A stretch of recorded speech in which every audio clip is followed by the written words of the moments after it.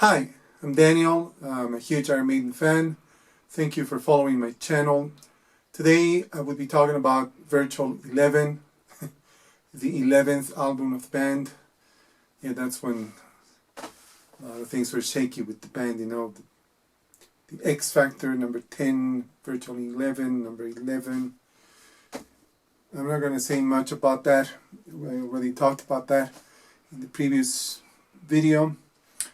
I think both X Factor and Virtual 11 are perfectly good albums.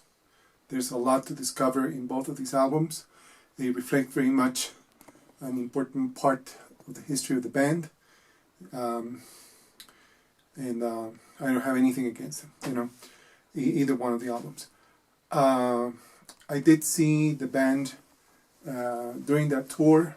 I traveled to Santiago, Chile, for the December 10th show that they had in 1998, which was cancelled. It was cancelled because the Catholic Church intervened, and this was the first time that Iron Maiden was coming to Santiago, and they were making a big fuss about it. They were making a big deal about it. Of course, they had to constantly accuse the band of being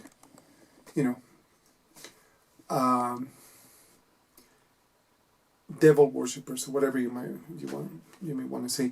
But okay, but they had accused them of that for decades and decades, and the Catholic Church had a constant animosity against bands like Iron Maiden and other heavy metal bands and so on. And so eventually the show on December 10th was suspended, and that trip turned out to be very expensive for me, because I immediately took another flight to Buenos Aires, to Argentina, and I eventually saw them there on December 12th, 2 days later. Barely made it. Cost me a fortune to buy another ticket to travel there. When married, I didn't have any serious commitments. I didn't have a steady job then, so it was okay. I mean, I could just take off back then more easily, but it was a great show. It was a fun show. It was the first time that I saw Iron Maiden in South America, and to me it was great.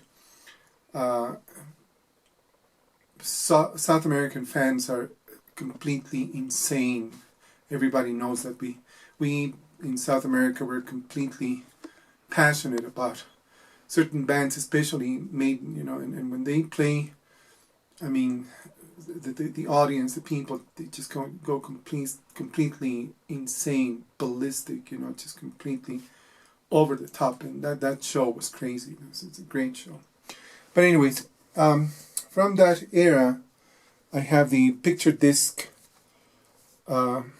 version of the record. This is a British issue, first issue. It's the only vinyl that I got, 12-inch vinyl that I got from that era. I have the reissue that they, of course, it's part of the new compilation of reissues of the black vinyl that they did. And this is a gatefold, and this is just great. It's fantastic. It includes a little bit of the artwork of Ed Hunter. Of course, I have Ed Hunter, the video game. I love that game. Really fun game. Finished it off in a couple of months. It was fantastic. I have the single of The Angel and the Gambler. This is a limited edition, British edition of the vinyl. And this is a great thing. I wish they would have released Klansman, right? I mean, like, everybody loves that song. And it has become like a staple in the new Maiden shows. I mean, Dickinson has wailed the hell out of that song. It's an iconic song. And the only thing that I have of that song is this banner. This is American issue, and it's pretty great. And I actually took this to a couple of shows, Maiden shows, and it's a great little thing to have. Then there's the this is the first issue American version of the CD. Okay, I gotta say that in comparison to some of the other releases that they made, the quality of the paper and the print was kind of bad. It's kind of poor, you know. The type of paper that they used was just not very good, and it kind of fades away very easily. The artwork that they printed on the disc itself is not very neat. It's not very clear, you know. I have the British reissue with the lenticular artwork, okay, and I believe this may be the first lenticular thing that the band ever released, you know. Two special things about this one is that this one, of course, yes, it includes the lenticular artwork, okay. Again, I think this is the first time that the band ever released anything like that. The British edition, the paper, the booklet, it's better quality. It's much better quality than the American.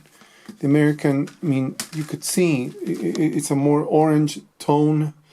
It fades away more easily. It's not as good as this. This is much better made, you know. This also comes with an enhanced CD, which comes with additional features, and this was limited edition. This is a very good piece to have, you know. Within those same years, they also released the mini vinyl, okay, and this is beautiful. I wish I could have the vinyl on 12-inch. This is a great thing to have, you know. I mean the vinyl from that time, you know, the gatefold and everything like that. I wish I could have that. I've been looking for it. I haven't been able to find it, you know, and I never seen it, to be honest. Okay. And then this is the new reissue of the same record, and like I have said about all of these reissues that they made, the quality of the paper, the quality of the print is so much glossier and very neat and very clear and beautifully made. The quality of the paper, the digipack itself is exceedingly well made. This is by far the best material on CD that, in my opinion, that the band has released, you know. So, yeah, this is also very, very good. So that's it. That's all I have from Virtual 11. There are a couple of things that they have released also. There's, again, the vinyl, which I hope someday I will be able to have. There's also the mask that they had made from Trick or Treat, the mask of Klansman, Eddie Klansman, which I wish I could have that too. Maybe someday it would arrive here. But that's basically it. They haven't really released much more from that era. This was quickly followed by the interruption of the tour. You know, Blaze Bayley actually did not even complete the tour. Bruce Dickinson suddenly joined the band midway through this tour, and they called it the Ed Hunter Tour, and they finished it off with him, and this was a preamble to the soon-to-come Brave New World and the new era, the new age of Maiden, and the resurgence that they had with all of the new albums that came out after Brave New World, you know. So in the next episode, I'm going to be talking about that, Brave New World and Rock in Rio, two of my favorite albums. So thank you for following my channel. Please leave a thumbs up, and if you have any comments, I look forward to hearing.